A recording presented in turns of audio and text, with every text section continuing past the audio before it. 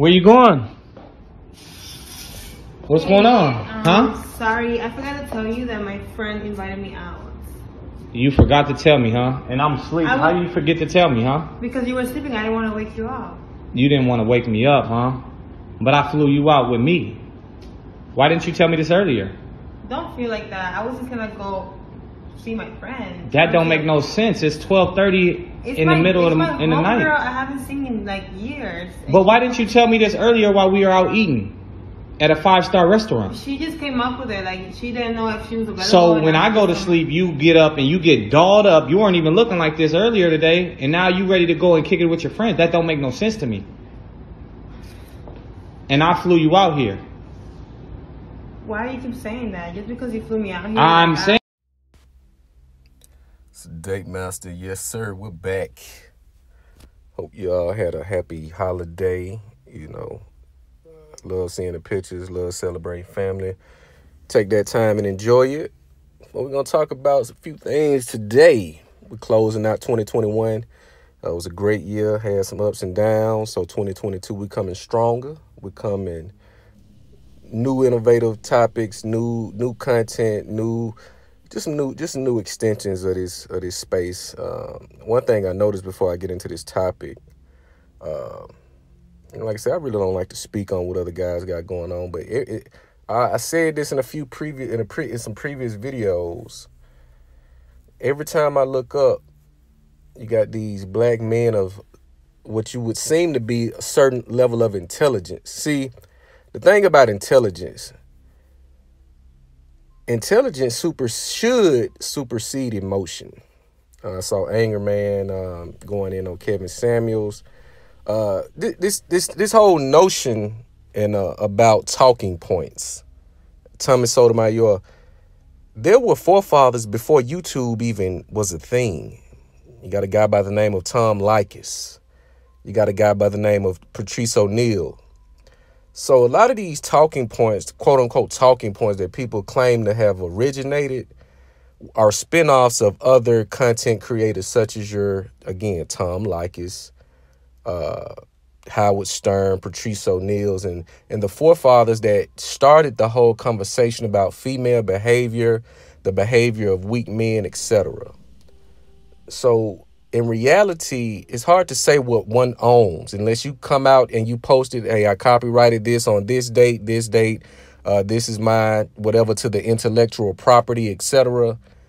We find ourselves in these bickering arguments every other week. And we're supposed to be the top tier red pill intelligent men. You don't see Samsung saying Vizio stole my size on my TV. You don't see Apple saying, hey, Emerson has a 50-inch flat screen like I do. If there is no competition in it, there's no money. So the thing about talking points and just subject matter as a whole, all of this comes from inspiration. Just like a rapper. That's what it's meant for. If you create a product or a service that is useful and beneficial and is quality, you can expect others to use it. Samsung is not going to say, hey, shout out to Vizio for putting the LED lights on the TV. It's just some of these things that I notice. People are going to use some people have the same. It's a possibility that someone can have the same talking point or idea that you may have, but it's all about execution. So where one would see lemons, other would see lemonade. But we constantly have these bickering back and forth. This is non-productive to this space. This doesn't make us any different than the females. It doesn't make us any different. But that's my 2 cents on that. We're going to talk about the importance of sexual discipline and why respect is king. On the front of this video, you're going to see a young woman. And don't take these videos as fact. I mean, you just look at the layout, the whole. If a woman is sneaking out, I'm sure she would not sneak out in heels. She probably would put her shoes on in the car and walk barefooted or put a pair of socks on to reduce the noise. So You can take these videos that you see in this fashion as satire and not reality, but this is a testament to a reality that has taken place and will take place and is currently taking place. This man telling this woman that he flew her out, but she's looking to go and link up with her friends to get with other guys while she's in the city. A lot of you guys are very naive. You're very naive. We as a whole, it's only a 5% of people that will think over the crowd. But as a man, if you don't have any sexual discipline, you don't have any self-control, you're going to spiral out of control. This is day 6 of the 44 days of focus. But with sexual discipline, a man can control his life. If you show me a man who does not have sexual discipline in most cases, not your Futures, not your Nick Cannons, these men are outliers. They're outliers. So they get to operate in a little bit larger capacity than you can because they have the financial means and the resources to take care of multiple children by multiple women. In most cases, men do not. You have men who all they want to do is pursue sexual conquest. And they look up and they're 40 years old and they don't have shit to show for it. Your sexual discipline is something that you want to take very seriously because sexual discipline is a reflection of discipline in other areas of your life, such as your work ethic, your diet, your fitness, your finances. These are testaments to those things. Pardon me while I sip my tea. But as men, these women know they have control over you. A woman knows once she has you in the clutches. She knows this. You think she does what she does? You think your woman does what she does because she's just that attracted to you? You think she does what she does because she wants to please you? She's doing this to take control over you. Because once she gets you and you listen to these guys call into these shows and say, man, it was the sex, man. The sex was just so good, man. The sex was so good. These women know how to fish. You don't. So these women pick these fishes all day. If you notice, if you're on Instagram, and I get on social media because I run, my business from Instagram, Facebook. I have noticed Instagram specifically has turned into the modern day digital whorehouse. It's almost like every woman on here is a whore or is portraying herself to be a whore, to be a decadent commodity. You look at their page, you go to some of the pictures, 2,000 followers in some cases, 40,000 likes on some pictures. Some of the numbers don't add up. But what this goes to show you is that this is working for women. I was listening to Jason Black, love his platform. He was talking about our hoes winning. And he's, his argument that they were not. It depends on what winning is to some people. Your definition of winning may not be there. This person may say, I'm eating good because I'm eating Applebee's. I've been homeless for the last 5 years. This is a meal for a king to me. Some people may be at Ocean Prime or Prime 112, and that's their definition of eating good. So everything has certain levels. The moment we try to group everything into one pot, that's going to skew the lines. That's going to blur the lines of reality because we're not all the same. What you eat doesn't make me shit. But I notice in my own life, dealing with an abundance of women, I've encountered certain failures right behind dealing with certain types of women, certain tribulations by dealing with certain types of women or a certain amount of women. So I decided to make a change. All women shouldn't appeal to you. You should become to the point to where you put yourself on a pedestal to where All women are not your cup of tea.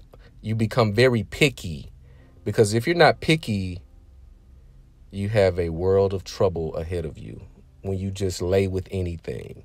Some of it may not be trouble. Some of it just may be a life of boredom, no excitement. You're just going through the motions, low energy. You lose yourself in these situations. I'm watching this in real time. I'm watching this in real time with my own father. And people say, well, how can you speak about your father in such a way? I'm a transparent person. And again, we look at things from an objective standpoint. We look at it as objective, not emotional. I watched my dad make these mistakes, and he preached this to me as a young boy. And at the time, I did not understand why would he tell me to sleep with as many women as I could. But I learned to find out that he was living his life vicariously through me. He was living vicariously through me when I showed him the beautiful women that I was dealing with. The amount of women that I was dealing with at periods of time in my life. Most men won't have the type of run that I am and guys that I know have had. Some of this can be frustrating to where they will do and say anything to get their meat wet. They will do and say anything to make sure they have the in-house. And then they realize that this was not the move to go with. You look at these men that are being left, they're being, taken to the cleaners, they're being killed, assaulted, etc. Their child is being kept from them. I saw a guy, I was on Facebook, he said he hasn't saw his child since Valentine's Day. And this was like last week. I feel a way about that on both ends, but again, these are just one of millions of cases to where your lack of sexual discipline takes advantage of you. The other leg of this video is to make sure that you get your respect. You have to give it first. You give respect, and then those who do not reciprocate are to be addressed. And if they don't correct it, you remove them out of your life. Far too often, black men are, and I want to speak to the black men as I always do, because black men are the ones catching the most hell. We're the ones catching the most hell. The level of respect that black men as a whole get is terrible. It's disgusting. We're the garbage men of the economy, the dating pool. Stepdaddyism runs rampant.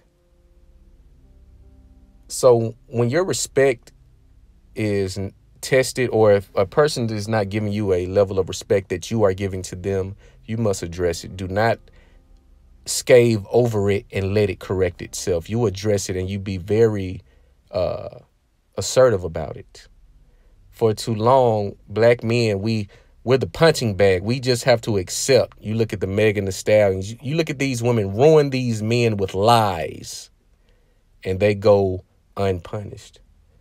The men just say it happens. It's just something that happens. We're expected to just take this disrespect. Respect is king. You can have all the money in the world. If you don't have respect, you have nothing. You'll be treated as a trick with money. Just because you have money doesn't make you alpha. It doesn't make you superior. You're just a trick or a beta with money.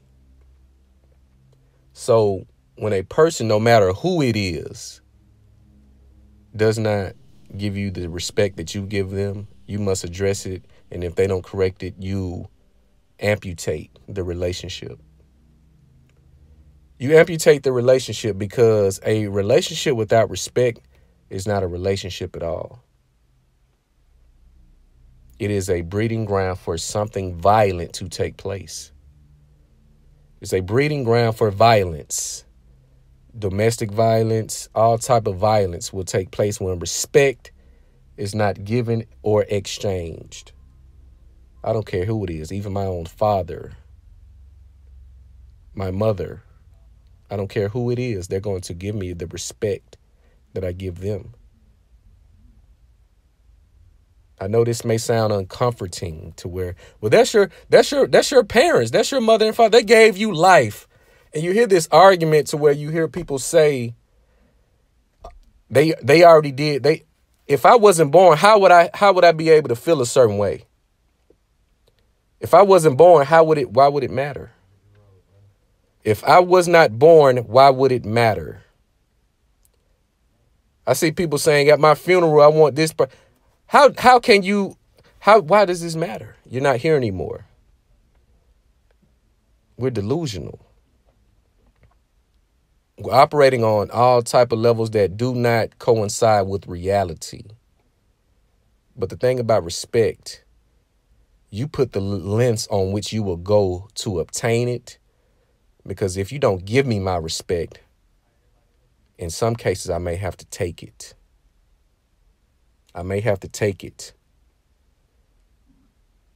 The acquiescence of, well, we just have to do this. Fuck that. The bending over backwards, the taking the licks because it's a woman, that bullshit is dead.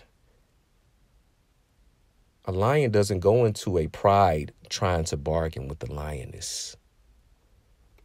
These great white sharks don't go into territory looking to bargain and make deals and accept. If you don't give me what I give you, I will take what I want.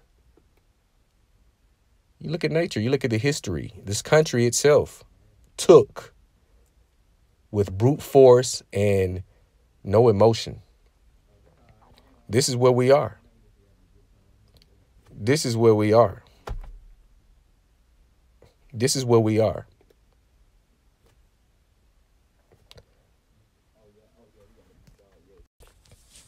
So, this is where we are. It is no gray areas. Far too long we try to play. Well, I see it on both sides. You have to pick a side. That fairness bullshit is all a ploy. Life is not fair, so how can you be fair when life itself is not? You be fair in judgment, but not disposition. This is what I'm looking to get. This is what I'm looking to obtain. This is what I'm looking to accomplish. Fairness that does not go into the equation. With success, there's no fairness. You either do the work or the work does you. You either do the work or you don't. Fairness is not a factor. It's will, dedication, and determination. Those are the only factors in being successful and being a failure. But I definitely want to speak to the men in regards to your sexual discipline. If you find yourself dealing with a lot of women and you feel this void to where you're with one woman and it feels like you weren't just with her, I've been to that point. This is when you want to take a break. You want to take a sabbatical, if you will. You want to take a leave of absence, whatever you need to do to realign yourself, because people use sex as a weapon and they also use it as medication. Especially women, they have lost the ability to pair bond, so they're forever going to spin out of control. They're going to be an idle, spinning, because they have lost their ability to bond. So sex to them is nothing, which is why you can see Nene Leakes with a new man 3 months after her husband dies. You can see women with new men 2 days after a divorce. Men have become very weak and naive. I'm going to do a video on the older generation of men, and I saw Minister Jap. He did a segment talking about the baby boomers and the old men holding us back, not giving us game, etc. These are real realities. These are real realities.